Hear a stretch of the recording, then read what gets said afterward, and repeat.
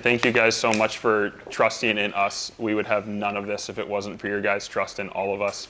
As Carson said, we started together 7 years ago. We've known each other for, I don't know how long, since 2001 or 2.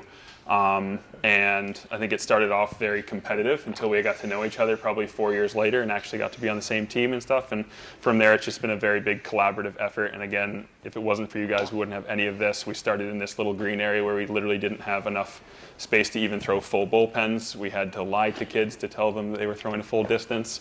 And we were able to quickly expand out, really luckily with that, and eventually be in this space. So a lot of you guys have been here since day one in late 2020, and a lot of guys have just started up now. So again, thank you so much for everything you guys have provided us. These jobs don't feel real, that we have to show up to them every day, but it's been absolutely incredible. So today, what I'm going to talk about a little bit is a lot of you have sat in on your own child's assessments. Some of you have not. Some of you have sat in for part of it, part not. But I'm going to talk a little bit about how we kind of go about that process to onboard people, as well as what we actually do in the facility to focus on player development. So the first thing I just want to talk about is just consistency, right?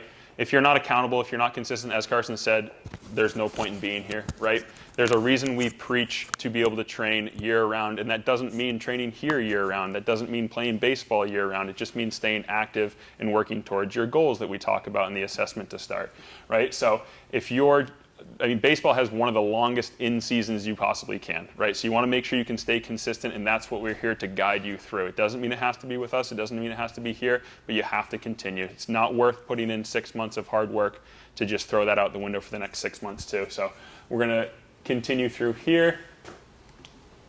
Okay, so obviously starting with the initial assessment, that's where everything starts. That's where relationships start. I'm usually the first person you meet when you come in here, and we'll start to formulate that relationship, and you will understand what we do here, and we'll do goal setting as well as just understanding who you think you are as an athlete, and then we're going to find out more that day of who you really are and how we can kind of match those things up. Because some kids come in here, they're very confident, they're boasting about all their amazing abilities, and they are that good or they're not that good. It doesn't really matter. But then the other kid we get to understand is more of an introvert, and we understand that maybe they need to be with this coach versus this coach. And we really get to find that mesh point and find out what kids they're going to be able to interact with really well as well and help their player development overall.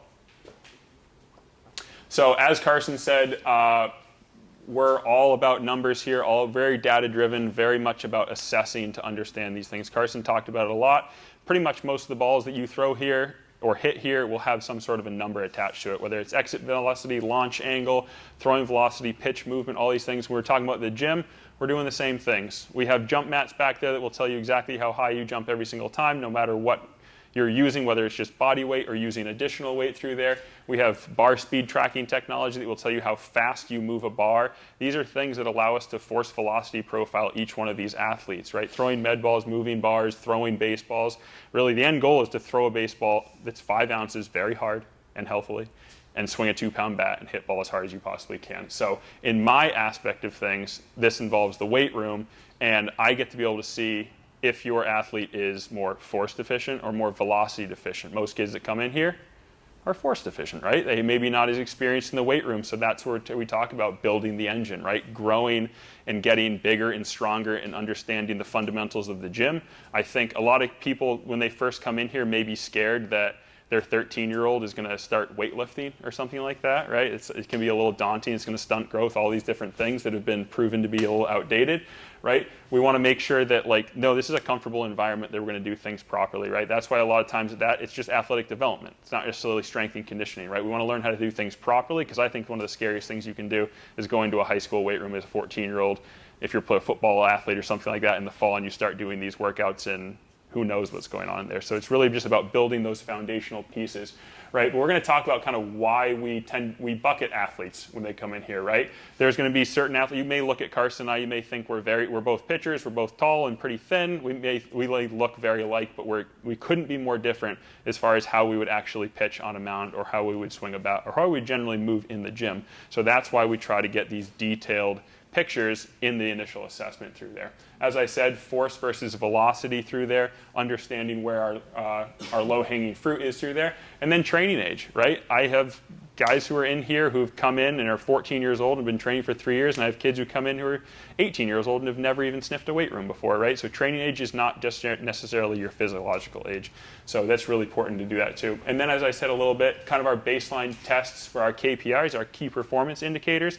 These are not just performance indicators for them to make sure you're going to perform well, but it's for your health as well. That's why we have daily check-ins. I'm sure your kids have probably talked to you about this, where we do vertical jump, grip strength, and an arm care app. And these are things that, yeah, we want to see them get better, but we just got to make sure that when we stress you, we expect those numbers to go down. We also expect them to come back. So the number one thing we're trying to do here is make sure we can keep everyone healthy.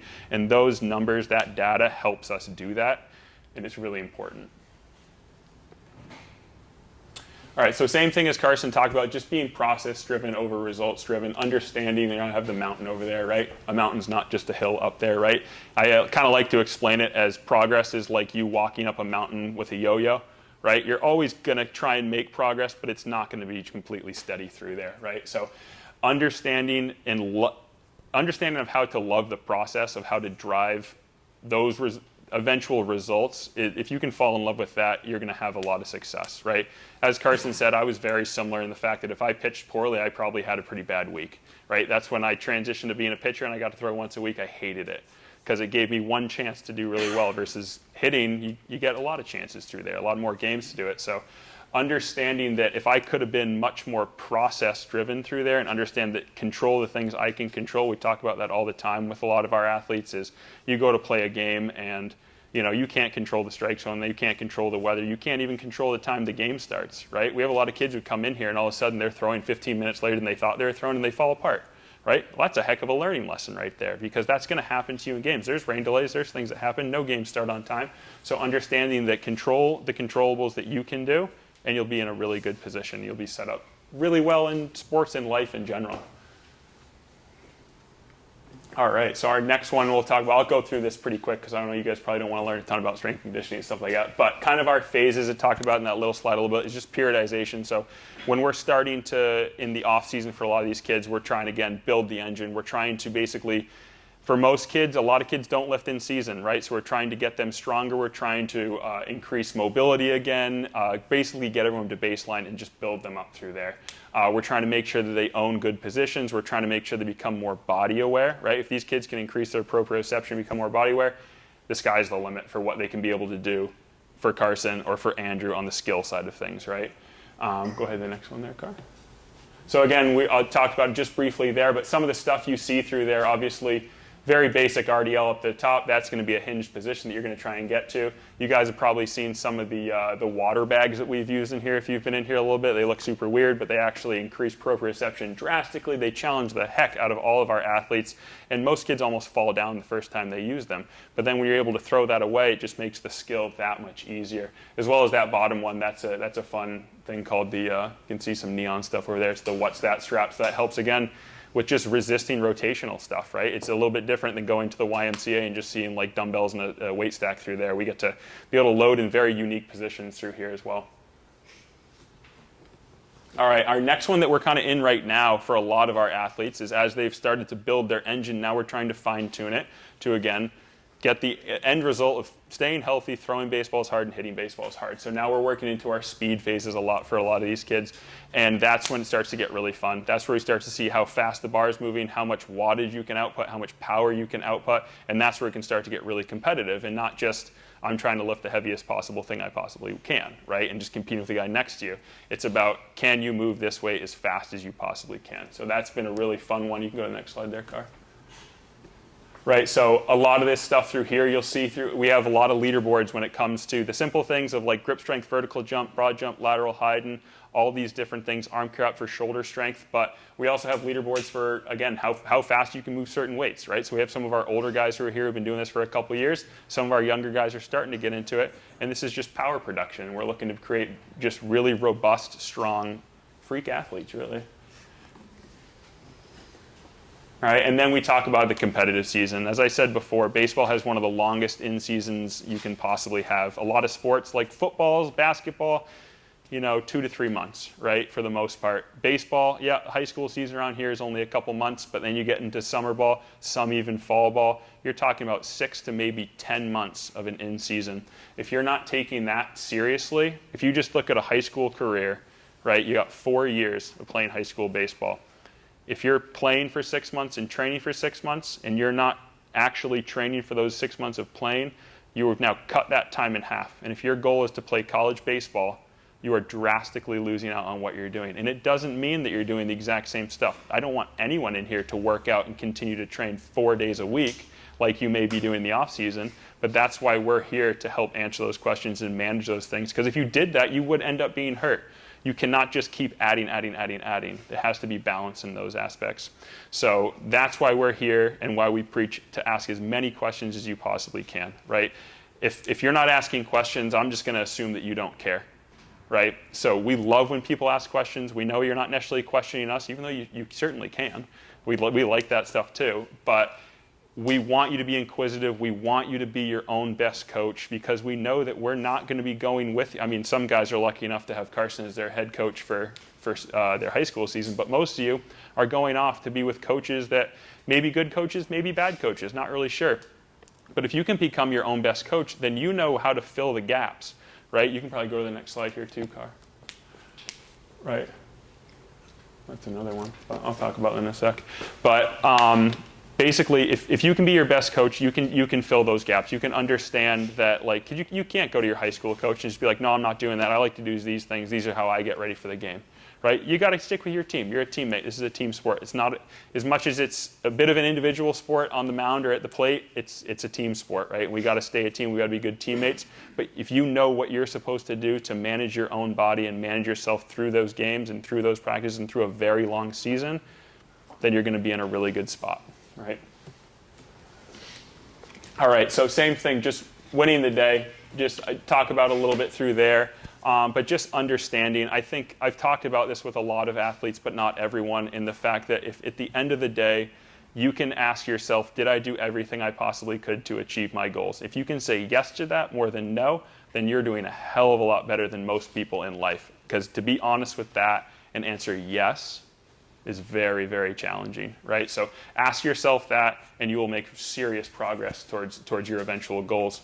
And the goals we have for our guys here, academic, athletic, whatever it is, should be very high, very challenging through there. I tell everyone I want them to write their goals down to hold accountable to them and understand. As Carson said, most kids that come in here for the first time, I ask them about their goals. They don't have an answer for it, right? Which tells me that they haven't thought about these. They haven't written them down, and that's kind of what we want them to understand how to do. And then a last thing here, just some continuing education for coaches or parents. Some of this stuff is a little bit more high level, some of it's not. I do highly recommend the Driveline Youth Baseball certification. It's fantastic. It's like $150. You can have one person buy it and you can all share it, right? But it really shows a lot of our philosophies as well, as just having freedom for the kids to fail. Right? I think we've talked about this with a lot of coaches, a lot of parents, a lot of kids, right? A lot of times kids can be afraid to fail if their parent or really their parents, I would say, honestly, are around, right? Because they want to do well. They want to do well for you guys, right? And they know they don't want to let you down, right? So they may not want to try something new that may bring about failure. But if they're not trying things new, if they don't have freedom to explore their athleticism, they're going to be really stunted through all these things. So that youth certification is absolutely fantastic. It dives into things like that. It dives into practice plans. So if you're a youth coach, it's fantastic as well. And then a little bit more stuff that's on my side. If you really want to nerd out on that at all, I'd be happy to talk to you about it. But Foundations of Strength, and then Zach DeCant, who's the TCU coach, or the strength coach down there, has been fantastic, and that's his book. And it's a good deep dive on a lot of the stuff that I teach and a lot of our philosophies. So more than happy to talk about all that stuff with you guys. And yeah, really, again, I just want to say thank you for everything that you've trusted us with and having your kids come here. And it's been a wild, fun ride so far. I'm excited for more. Thanks, guys.